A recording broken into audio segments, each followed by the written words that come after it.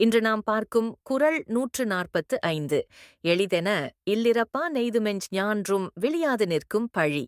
சாலமன் பாப்பையா உரை அடைவது எளிது என எண்ணி அடுத்தவன் மனைவியுடன் தவறான தொடர்பு கொள்பவன் சாவாமல் எப்போதும் நிற்கும் பழியைப் பெறுவான். திருவள்ளுவர் விளக்கம். திருவள்ளுவர் இக்குறளில் சொல்லுவது, சிலர் தவறான ஆசையில் சிக்கி, இது சுலபம், யாருக்கும் தெரியாது என எண்ணி பிறரின் மனைவியிடம் முன் வரலாம். ஆனால் அவ்வாறு செய்தால் கிடைக்கும் பழி ஒருபோதும் குறையாதது. அந்த பழி மனதையும் குலத்தையும் வாழ்க்கையையும் களங்கப்படுத்தும். ஒழுக்கக்கேடு எளிது, ஆனால் அதன் விளைவு என்றென்றும் நீளும் என்கிறார் வள்ளுவர். சாலமன் பாப்பையா இந்த விளக்கத்தில் சாலமன் பாப்பையா கூறுவது, எளிது என எண்ணிப் போவதுதான் பெரிய பிழை.